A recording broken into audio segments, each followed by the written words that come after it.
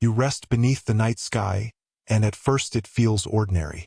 The stars are where they have always been, scattered like quiet thoughts across the dark. They do not rush. They do not ask anything of you.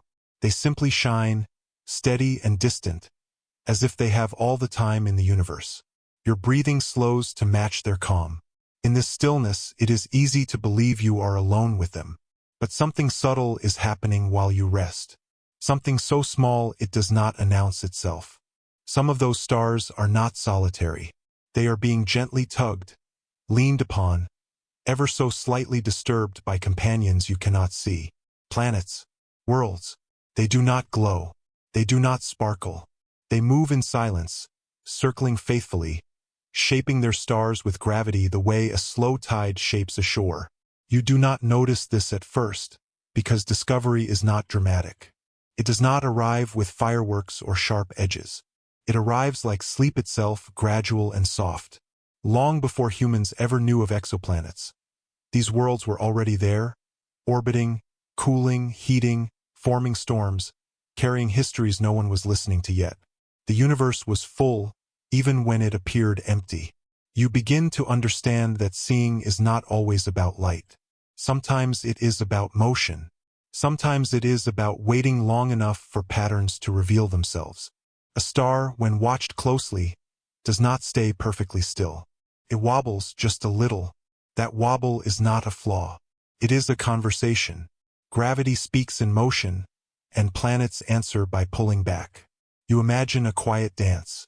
A star and a planet circling not around one another exactly, but around a shared balance point, invisible and precise. The star is massive, dominant, but not unmoved. The planet is smaller, often hidden yet influential. Together they create a rhythm, and rhythm, when listened to patiently, becomes knowledge. This is how discovery begins, not by shouting into the dark, but by listening for what shifts. Scientists learn to sit with data the way you sit with breath. They watch light stretch and compress, watch stars lean toward and away from Earth by tiny amounts. These movements are not guesses. They are physics, calm and dependable, as steady as gravity itself. As you lie there, the idea settles gently. The universe does not need to reveal everything at once. It reveals itself to those who stay long enough. Exoplanets are not found by force. They are found by patience, by noticing the smallest changes, by trusting that even what cannot be seen directly still leaves an imprint. You feel comfort in this. There is something soothing about a universe that does not rush. A universe where meaning emerges slowly, like dawn. Each newly discovered world begins as a whisper, a slight dimming of starlight, a subtle shift in timing, a pattern repeating just enough to be trusted. Over time, whispers gather into certainty. The first confirmed exoplanets are discovered not around bright, friendly stars like the sun, but around strange, dense remnants called pulsars. Even here, planets form. Even here, order finds a way. This alone is enough to soften old assumptions. If planets can exist in places this extreme, then perhaps the universe is more flexible than once believed. As discoveries accumulate, the night sky quietly changes. The stars you have known since childhood are no longer just stars. They are suns. Many of them have families. Some host planets so close they race around their stars in days. Others hold worlds far out, moving slowly through deep cold. The universe is no longer sparse. It is populated. You sense a shift inside yourself as well. Wonder becomes quieter, deeper. It is no longer about spectacle. It is about connection. These distant planets do not know you exist, yet their presence changes how you understand your place. Earth becomes one example among many, not diminished, but contextualized. Precious not because it is alone, but because it is part of a vast collection of possibilities. The idea of elsewhere takes on weight. Somewhere out there, nights fall on alien skies. Somewhere, storms gather around unfamiliar horizons. Somewhere, time passes on surfaces you will never touch. And yet, through gravity and light, these places reach you. They leave fingerprints on photons that travel for years, sometimes centuries, before gently landing in human instruments. You realize that discovery is a relationship. The universe offers signals. Humans learn how to listen. Neither side rushes. Neither side needs drama. The exchange is quiet, respectful, almost intimate. It happens mostly while people sleep, while telescopes track stars through long nights, recording tiny changes again and again, trusting repetition over excitement. As your body relaxes further, the idea of hidden worlds feels less abstract and more personal. There are things in your own life that reveal themselves the same way. Not all truths announce themselves. Some make themselves known through patterns, through feelings that return, through gentle nudges rather than sharp demands. The universe and the mind share this patience. You linger with that thought.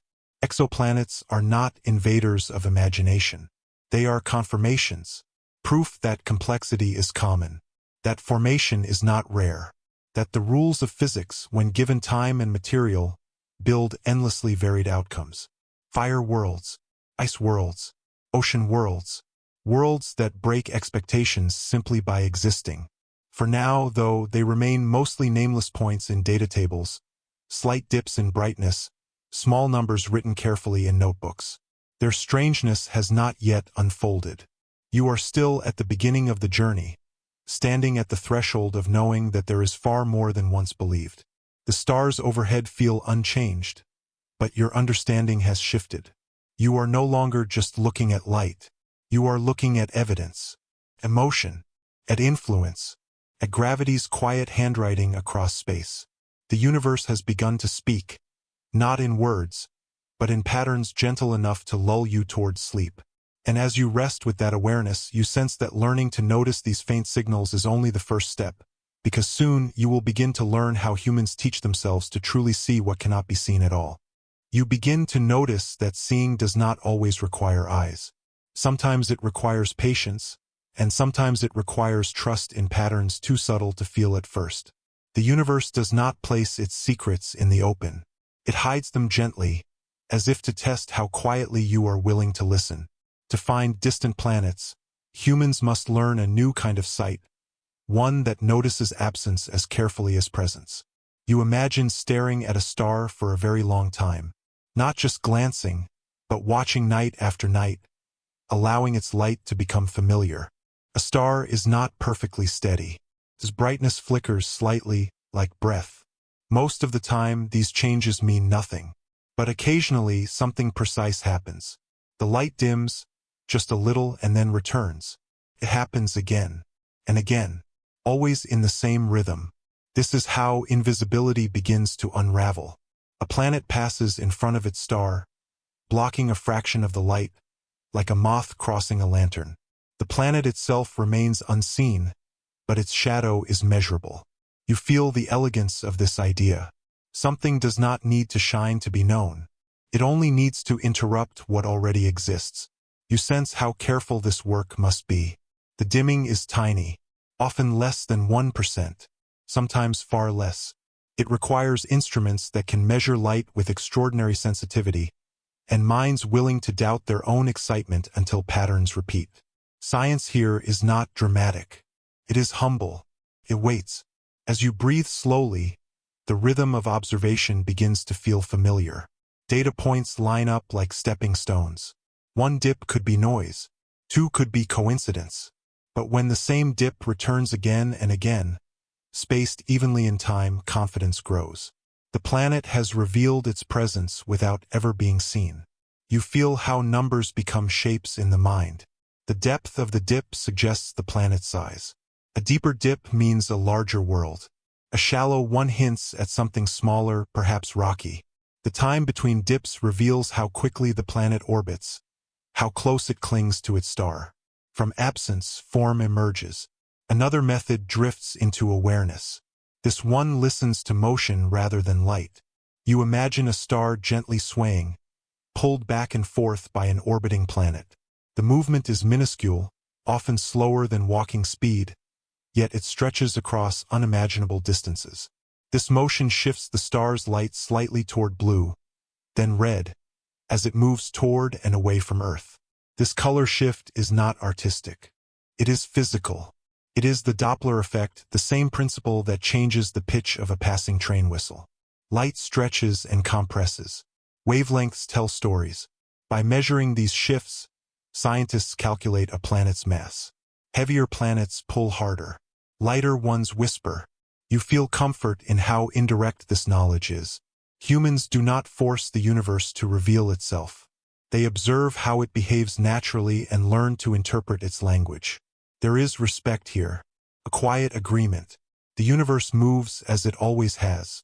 Humans simply learn how to pay attention. As instruments improve, this attention sharpens. Space telescopes leave Earth's turbulence behind, floating in calm darkness. From there, they watch thousands of stars at once, never blinking, never tiring. They record light the way memory records moments, steadily and without judgment. You sense how this changes scale. Discovery is no longer rare. It becomes abundant. Hundreds of planets, then thousands. Worlds of every size and orbit appear in catalogs, each one discovered not by sight, but by effect. The invisible becomes familiar. You rest with the realization that certainty does not require closeness. Humans know more about planets hundreds of light years away than about some regions deep beneath Earth's oceans. Distance does not erase truth. It simply changes how truth is reached. As the night deepens, you feel the poetry of this method. Light becomes messenger. Time becomes translator. Mathematics becomes intuition refined. These techniques are not cold. They are careful. They carry awe without noise. You imagine early astronomers hoping for planets like Earth, neatly arranged, circular, predictable. Instead, the data delivers surprise. Planets skimming their stars. Orbits tilted and stretched. Systems nothing like the solar system, you know. Measurement does not confirm expectation. Challenges it. This is the gift of seeing the invisible. It loosens certainty. It replaces assumption with evidence. Each small dip in light becomes a reminder that reality does not owe comfort. It owes only consistency. And consistency, when observed long enough, reveals astonishing variety. Your thoughts slow as you consider how this applies beyond astronomy. In your own life, patterns reveal truths long before words do. Repeated feelings, returning questions, subtle shifts in energy. The invisible shapes the visible everywhere. The universe feels closer now, not because it is near, but because its methods echo familiar rhythms. Watch, wait, measure, repeat, trust what returns. The planets do not rush to be known. They circle faithfully, confident that patience will eventually find them. As your breathing deepens, you imagine the next step. Once a planet is detected, curiosity grows. What is it made of? What is its surface like? Does it have air? Water? Storms? Measurement opens the door, but it does not finish the story. You feel anticipation settling softly, not sharp or urgent. The methods you have learned to trust will soon reveal worlds that do not behave as expected at all. Giants where they should not be.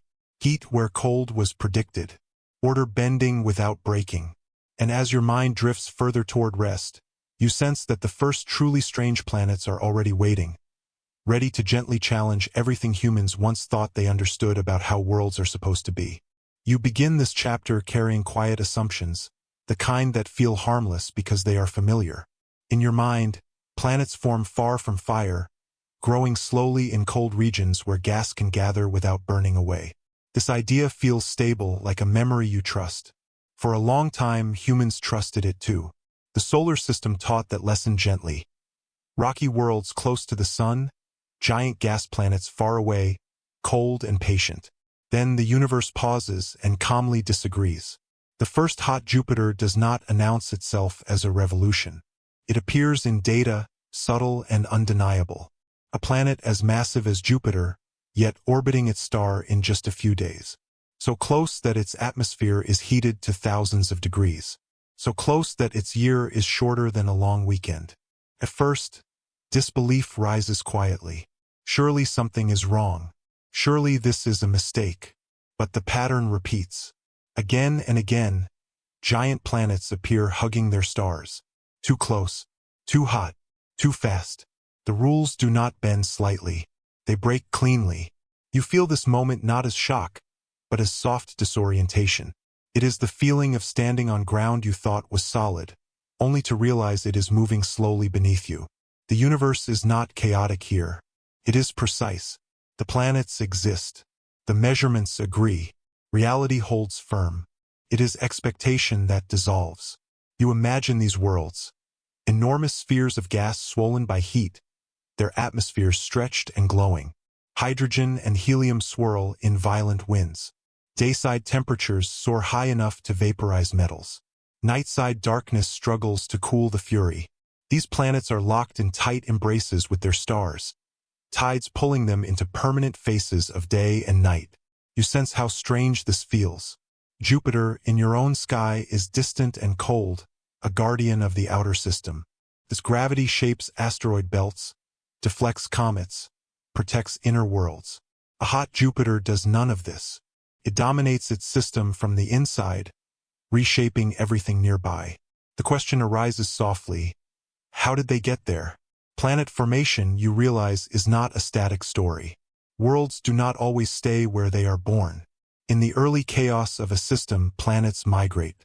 They drift inward through disks of gas, pulled and pushed by gravity, losing energy, spiraling closer to their stars. Sometimes they stop. Sometimes they do not. You imagine a giant planet forming far away, where cold allows gas to collect. Then, slowly, inexorably, it moves inward. The journey is not fast, but it is relentless. By the time it reaches the inner regions, the disk is gone. There is no break. The planet settles into a tight orbit, impossibly close, and remains. This idea feels unsettling and comforting at once. Unsettling because it reveals how violent and fluid planetary histories can be. Comforting because it explains without drama. The universe does not need miracles. It needs time and gravity. Hot Jupiters teach you that systems are shaped by motion, not permanence. Stability is something earned after chaos passes. Even then, it is conditional. Worlds carry the memory of where they have been, written into their orbits and atmospheres. As you rest with this thought, you feel how science changes when surprise is allowed.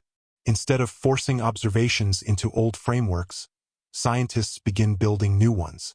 Migration becomes central. Planetary systems become dynamic stories rather than fixed diagrams. You notice something else, quieter but equally important. Hot Jupiters are easy to find. Their size creates deep dips in starlight. Their fast orbits repeat signals quickly. They dominate early catalogs not because they are common, but because they are loud in the language of detection. This realization soothes a deeper fear. The universe is not necessarily filled with extremes. It simply reveals the boldest first. Subtler worlds wait patiently for better tools, longer observations, quieter attention. Still, the existence of hot Jupiters changes everything. They demonstrate that the solar system is not a template. It is a case study, one example among countless others. Normal becomes a fragile word. You feel your mind relaxing around uncertainty. There is no need to defend old ideas. There is relief in letting them go. The universe is larger when expectation loosens. Mystery becomes spacious rather than threatening. You imagine standing beneath the sky of a hot Jupiter, though no solid ground exists there. The star fills the horizon, enormous and close. Gravity presses softly but persistently. Winds howl without pause. There is no quiet cycle of seasons, no gentle sunrise. Only constant extremes shaped by physics, not intention. Yet even here, laws hold. Pressure balances gravity. Energy flows from hot to cold. Molecules behave as they must. Strangeness does not mean randomness. It means unfamiliar combinations of familiar rules. This is the deeper lesson settling into you now. When something defies expectation, it does not reject understanding. It asks for broader understanding. Hot Jupiters are not errors. They are teachers. They teach humility. They remind humans that knowledge grows by revision, not defense. They encourage listening over insisting. Each discovery becomes an invitation rather than a verdict. As your breathing slows further, you sense how this lesson extends beyond astronomy. Life, too, produces hot Jupiters, outcomes that should not exist according to your expectations, yet calmly do. Paths diverge.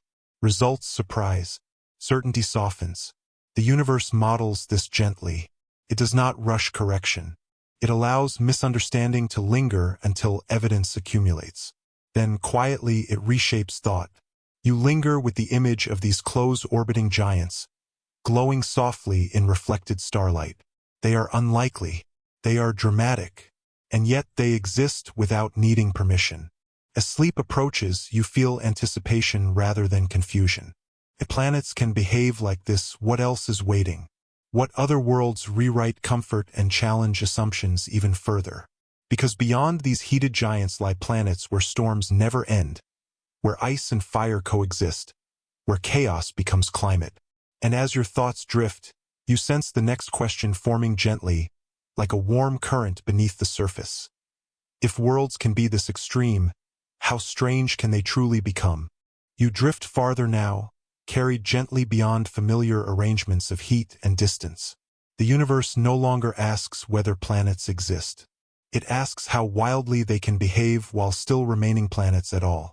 You feel your expectations loosening again, the way muscles soften just before sleep.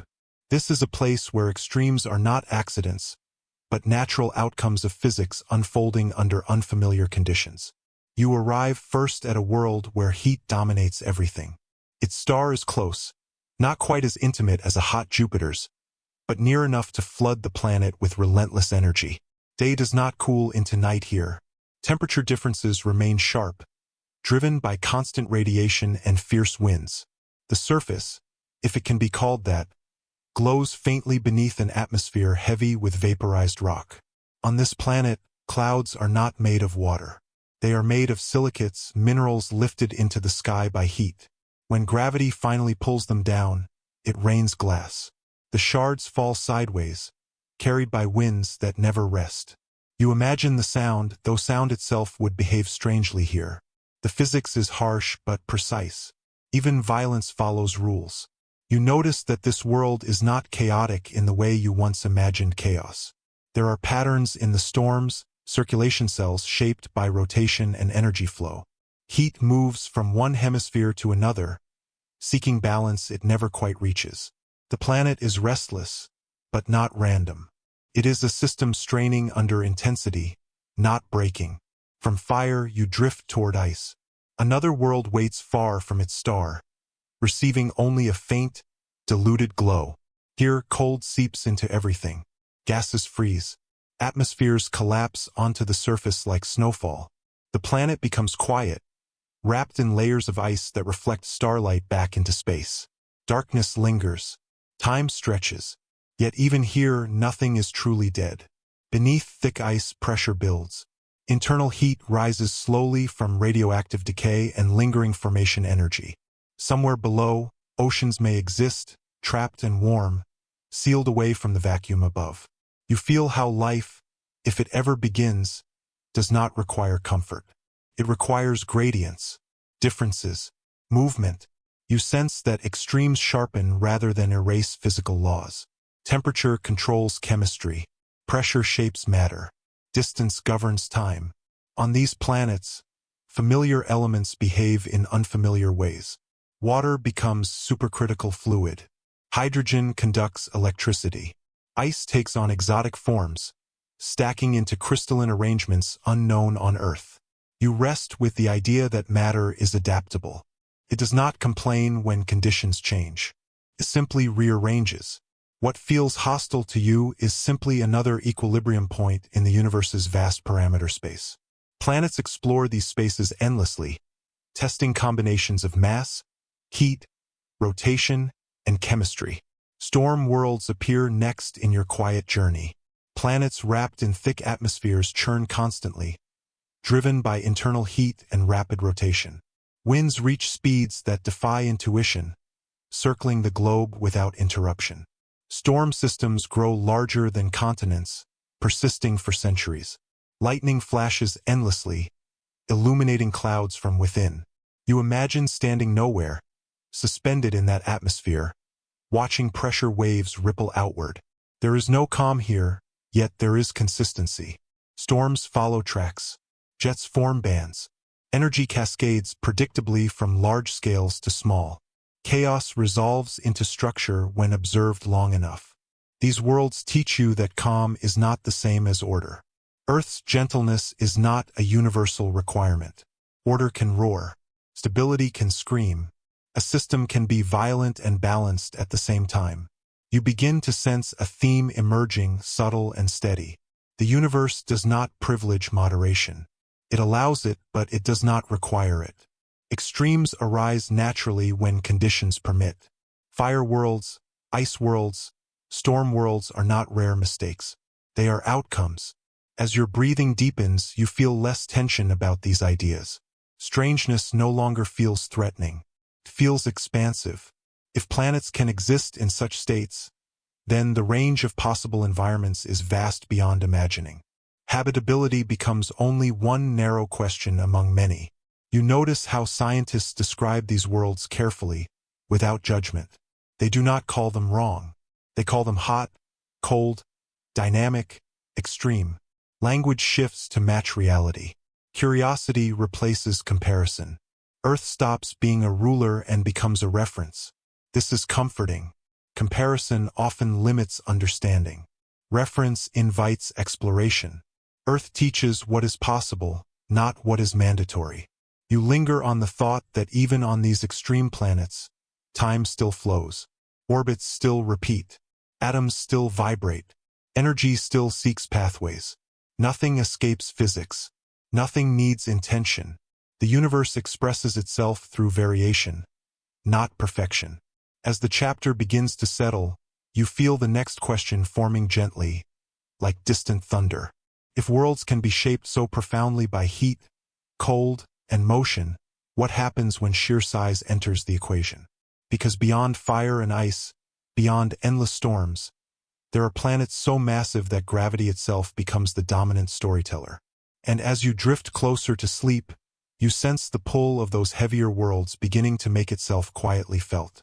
You drift now toward planets that feel closer to home, yet strangely unfamiliar. These worlds are solid, rocky, grounded, and heavier than intuition expects. They are called super-Earths not because they are superior, but because they carry more mass than the planet beneath your memories. They sit between Earth and Neptune in size, a category your own solar system never bothered to include. You sense their presence immediately through gravity. Presses more firmly, not harshly, but insistently. If you were to stand on one, your body would feel denser, your movements slower, your bones more aware of themselves. Weight becomes a constant companion here, shaping everything quietly. These planets form the way Earth did, through collisions, accumulation, and time. But they do not stop when Earth stops. They keep growing, gathering more rock, more metal, more pressure. Their interiors compress so tightly that familiar materials behave differently. Stone flows. Iron rearranges. Layers blur. You imagine mountains rising, then surrendering. On Earth, mountains reach upward until erosion and gravity negotiate a balance. On a super-Earth, gravity wins sooner. Peaks cannot grow tall before collapsing under their own weight. Landscapes flatten not from age, but from force. This reshaping feels calm rather than violent. There is no catastrophe required. Physics does the work steadily. Pressure builds. Matter adapts. The planet settles into a shape dictated by mass alone. You feel how this affects atmosphere as well. A stronger gravitational grip holds gases tightly, preventing them from escaping into space. Atmospheres grow thick, heavy, insulating. Weather slows. Air presses down with intention. Clouds linger longer. Storms move differently. You notice how scale changes meaning here. A volcano, if it exists, struggles to erupt. Magma rises reluctantly, squeezed by immense pressure above. Tectonic plates, if present, move sluggishly, burdened by weight. Heat has difficulty escaping. The planet holds onto its energy. This trapped heat becomes important. It may drive internal oceans beneath crusts of rock. It may sustain magnetic fields. It may keep chemistry active long after surface conditions appear still. Life, if it ever begins, would learn patience here. You rest with the idea that bigness is not just more of the same. It changes rules subtly. Processes familiar on Earth stretch into new tempos. Days feel heavier. Years pass differently. Time itself seems denser. Scientists look at super-Earths with quiet fascination. Many orbit in regions where temperatures could allow liquid water. Yet habitability here is not guaranteed. Too much gravity may crush delicate structures. Too thick an atmosphere may trap heat excessively.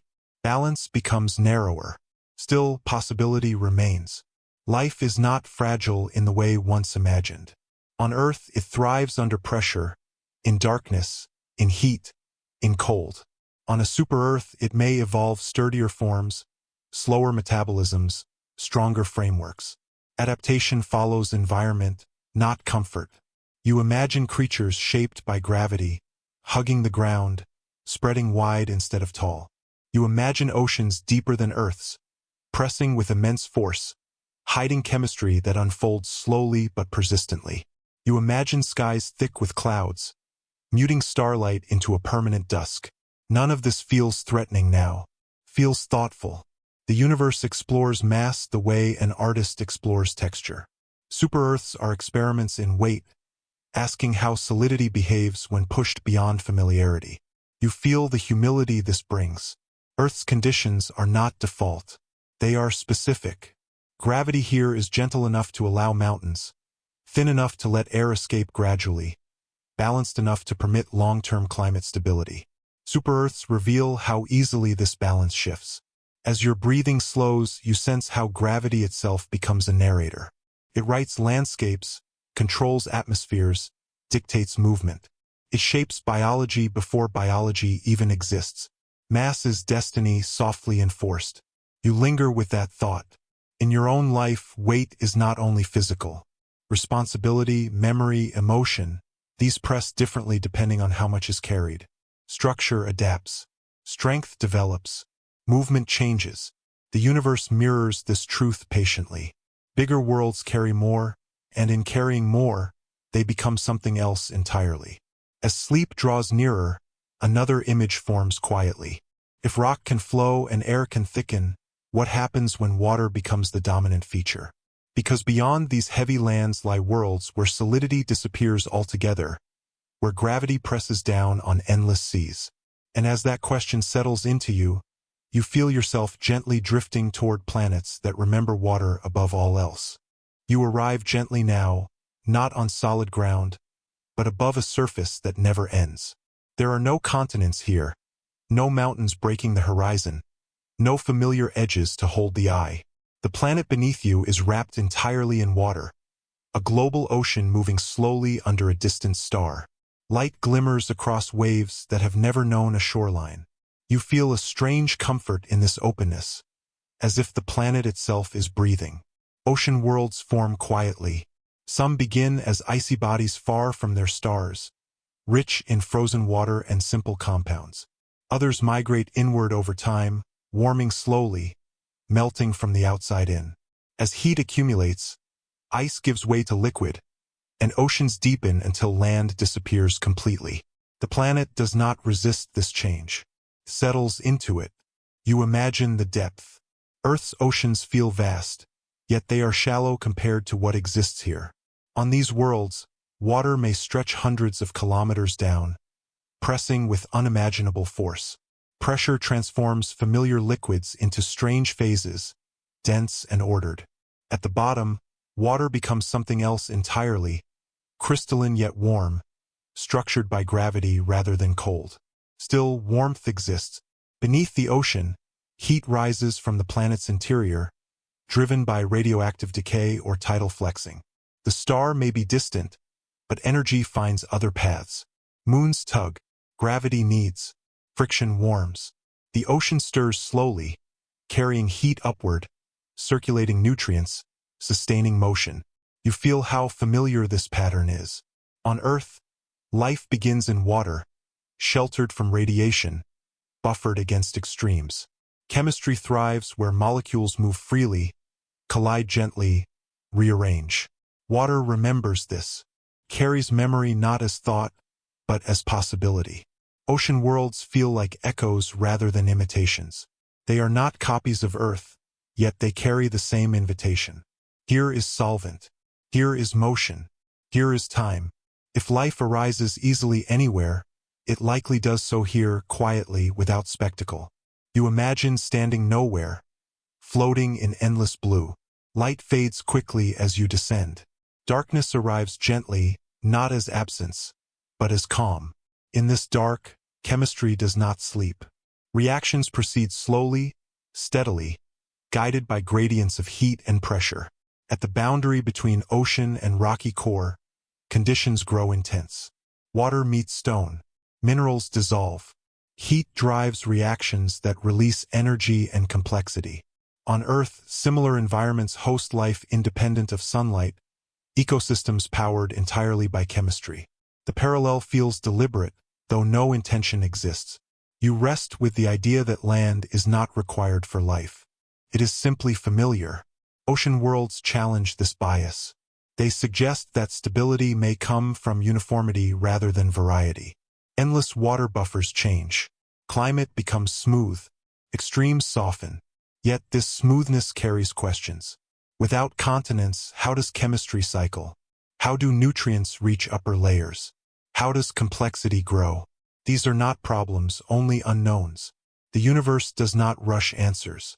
Scientists detect ocean worlds indirectly, through mass and radius, density and orbit. A planet too large to be rocky, too small to be gaseous, hints at water. Models grow. Possibilities branch. Some worlds may hide oceans beneath thick ice shells, like Europa or Enceladus, scaled up to planetary size. You sense how water here is both presence and concealment. Protects, but it hides. It invites curiosity while resisting direct observation. Oceans become barriers as much as habitats. To know these worlds fully would require patience far beyond a human lifetime. Still, knowledge accumulates. Atmospheres rich in water vapor suggest evaporation. Gravitational interactions hint at internal oceans. Subtle signatures whisper of liquid persistence. Again, the invisible becomes legible through effect rather than sight. You feel drawn to the emotional weight of water. It erases boundaries, connects everything it touches. On ocean worlds, there is no elsewhere. Every point is linked through current and pressure. The planet behaves as a single, unified system. This unity feels soothing. No deserts, no poles, no sharp divisions, just gradients. Life, if present, would not migrate far. It would adapt locally, subtly, becoming part of the slow circulation. As your breathing deepens, you imagine the timescales involved. Oceans persist for billions of years. They remember impacts, cooling, stellar evolution. They outlast atmospheres and surfaces. They carry history in temperature and composition. Water becomes a witness. It holds records not as memory, but as state. Salt concentration, isotope ratios, heat distribution. These are stories written in fluid. You sense a quiet melancholy too. Ocean worlds may never reveal themselves easily. Their secrets lie buried beneath kilometers of pressure. They may host life that never looks up, never sees stars, never wonders. Existence does not require awareness. This thought softens something inside you. Meaning does not need observers. Life does not need applause. The universe is content to create and sustain without audience. As sleep approaches, you feel the gentle pull of that vast water, rocking your thoughts like a tide. The ocean world does not end. It continues beyond imagination, patient and unfinished. And as you drift closer to rest, another question rises softly, carried upward like a warm current. If oceans shape worlds so profoundly, what stories are written in the air above them, in atmospheres that rewrite chemistry itself? You move upward now, leaving surfaces and oceans behind, entering the soft boundary where a planet meets space. Atmosphere is not ground, yet it is not emptiness either. It is a veil, a breath held loosely by gravity, constantly shifting, always responding. You feel how much a planet's personality lives here, written in gases that rise, mix, and fall again. On Earth, air feels gentle and forgiving. You rarely notice it unless it changes. But across the universe, atmospheres are bold storytellers. They announce temperature, pressure, chemistry, and history all at once. They are shaped by sunlight and gravity, sculpted by volcanic release and cosmic erosion. They are never still. You imagine breathing on another world, though your body could never follow. Some atmospheres are thick with hydrogen and helium, light gases clinging to massive planets. Others are heavy with carbon dioxide, pressing down with crushing force. Some carry sulfur compounds that sting and corrode. Others glow faintly, energized by radiation. You begin to sense how air is not merely background. It is active. It absorbs light, scatters heat, traps warmth, and drives weather. It shapes what can exist below. A planet's surface is always in conversation with its sky. On certain hot worlds, temperatures soar high enough that metals evaporate. Iron, sodium, and magnesium rise into the air as vapor, carried by fierce winds. Clouds form not from water, but from minerals. These clouds reflect and absorb starlight differently, altering climate in unfamiliar ways. Rain, when it falls, is not gentle. You feel how chemistry stretches here. Bonds break and reform under extremes. Molecules behave creatively, assembling into combinations rarely seen on Earth. The atmosphere becomes a laboratory, constantly running experiments without intention. Scientists learn to read these experiments through light. When a planet passes in front of its star, some starlight filters through its atmosphere. Gases absorb specific wavelengths, leaving fingerprints in the spectrum. From far away, composition becomes legible. Oxygen, methane, water vapor, carbon monoxide. Each line tells a story. You rest with the elegance of this method.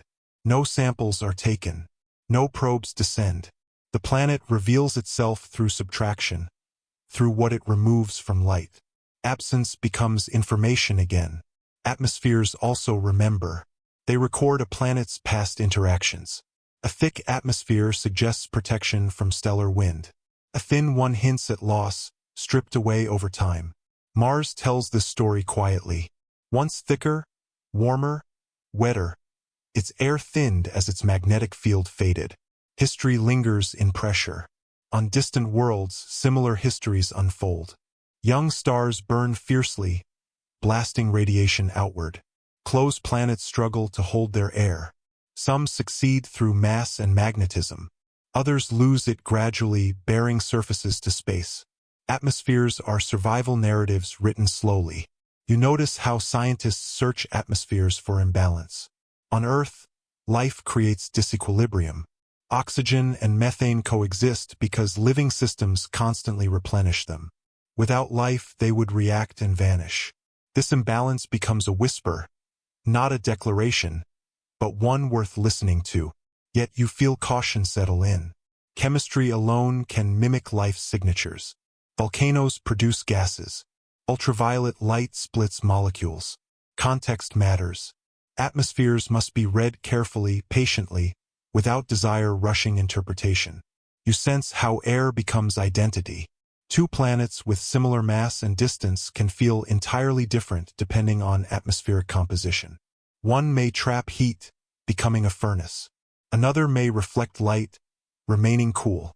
Small changes ripple outward. This fragility feels intimate. Earth's atmosphere is thin, a delicate film compared to the planet's size. Yet it sustains oceans, moderates temperature, shields from radiation. This balance is neither guaranteed nor permanent. Seeing other atmospheres deepens appreciation. As your breathing slows, you imagine standing nowhere, watching clouds swirl on a distant world. Lightning flickers within, driven by chemistry you only partly understand. Winds trace patterns shaped by rotation and heat. The planet expresses itself through motion. Atmospheres blur boundaries. They connect surface to space, interior to exterior.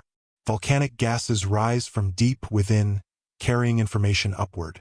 Weather carries it sideways. Escape carries it away. Nothing stays contained. You feel the poetry in this.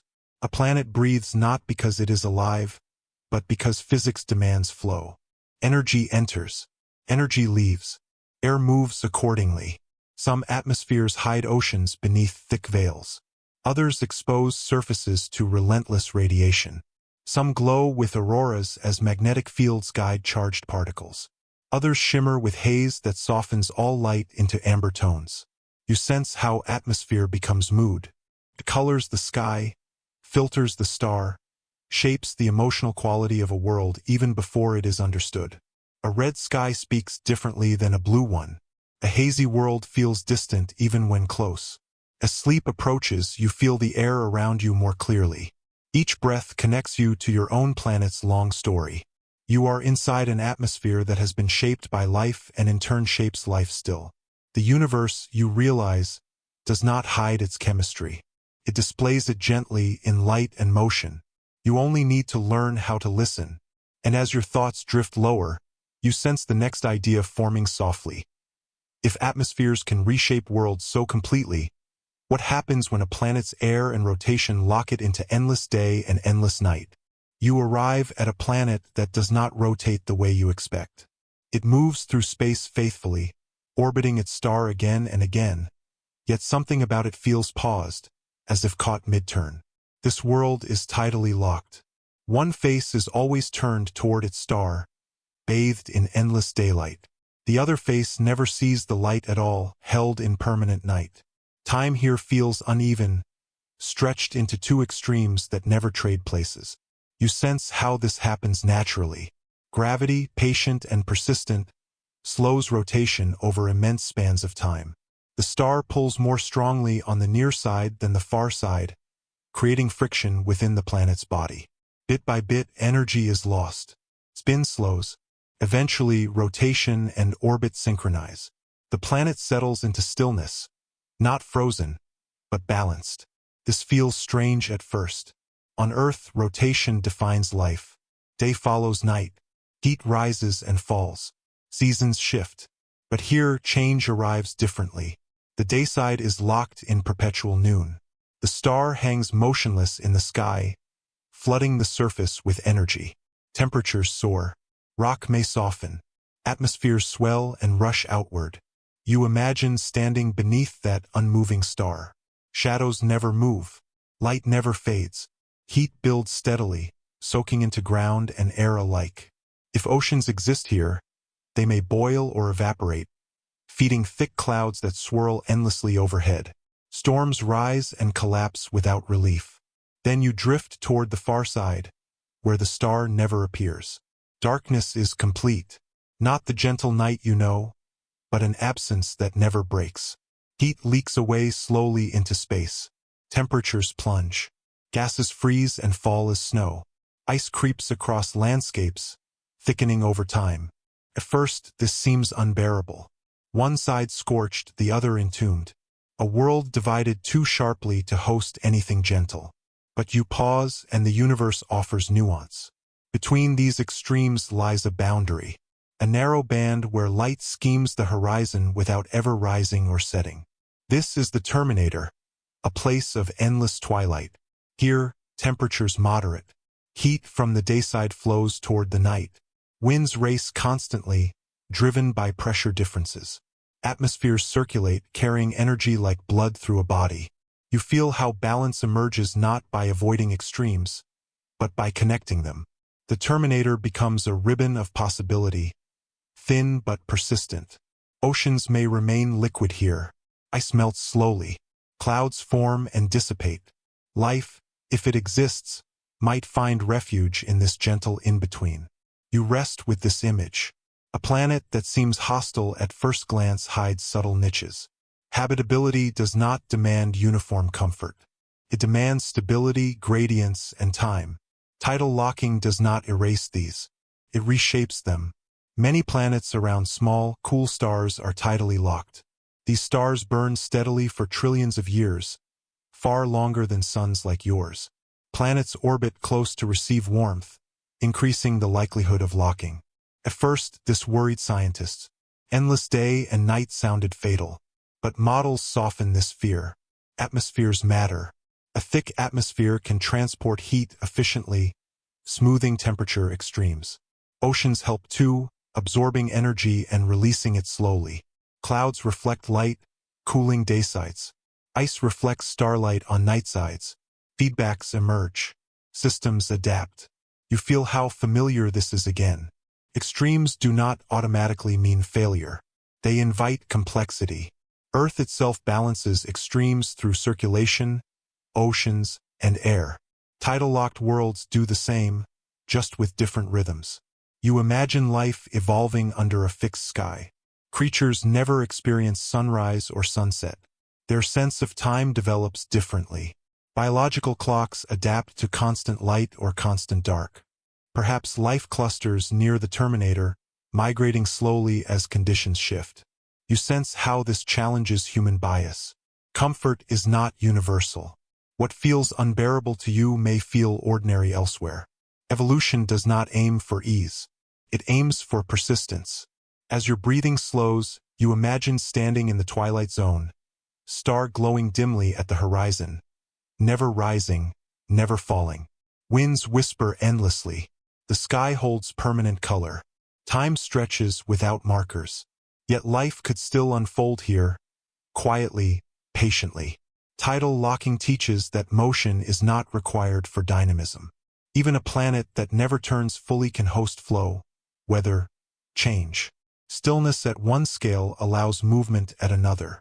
You linger with this idea. In your own life, some things remain fixed. Circumstances that do not change. Constraints that feel absolute. Yet within them, adaptation happens. Balance forms in narrow spaces. Meaning grows where extremes meet. The universe reflects this lesson without judgment. It does not label these worlds broken. It studies them. It asks what becomes possible when rotation stops but circulation continues. As sleep draws nearer, you feel the gentle pull of that twilight band, a place of quiet compromise between fire and ice. It feels like a metaphor and a location at once. And as your thoughts drift further inward, another realization begins to form softly. By seeing these distant worlds struggle for balance, you are learning something essential about your own planet, and about how rare and precise its comfort truly is. You return gently now, not through space but through thought. After wandering among fire worlds, ocean planets, heavy super-Earths, and tidally locked horizons, your attention drifts back toward a small, blue world you know intimately. Earth has not changed while you were away, yet your understanding of it has deepened, softened, widened. Familiarity gives way to appreciation. From afar, Earth is unremarkable at first glance. It is not the largest planet nor the smallest. It does not cling desperately to its star, nor drift far into cold. It spins steadily, day yielding to night, night returning to day. For a long time this seemed ordinary. Now it feels exquisitely tuned. You sense how narrow the margins are. A little closer to the sun, and oceans would steam away. A little farther, and ice would creep outward, locking water into stillness.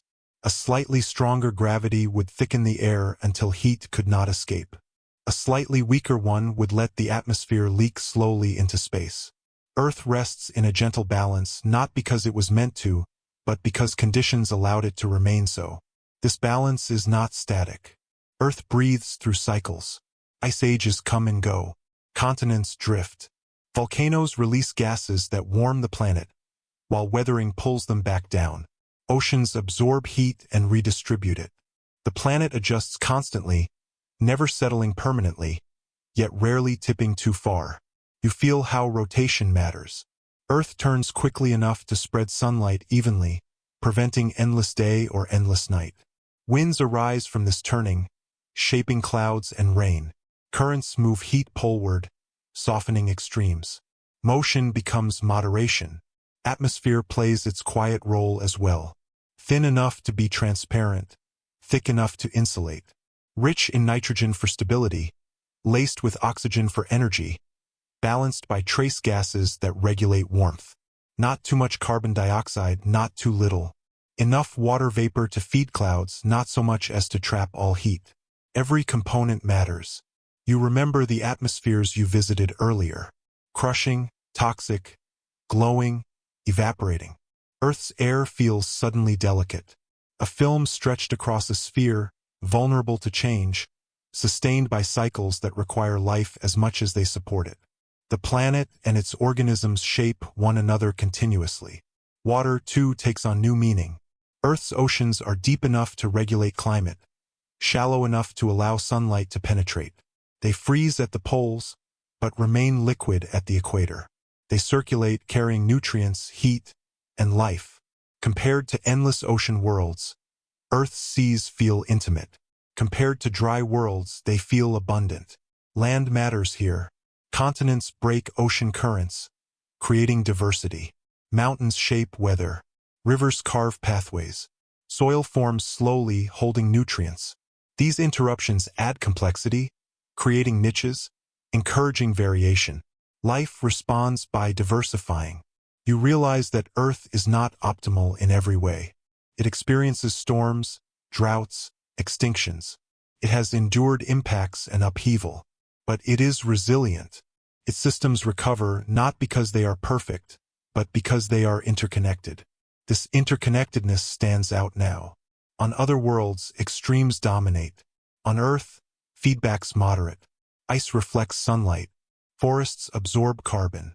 Life becomes part of the planet's regulatory system. The biosphere is not separate from geology or atmosphere.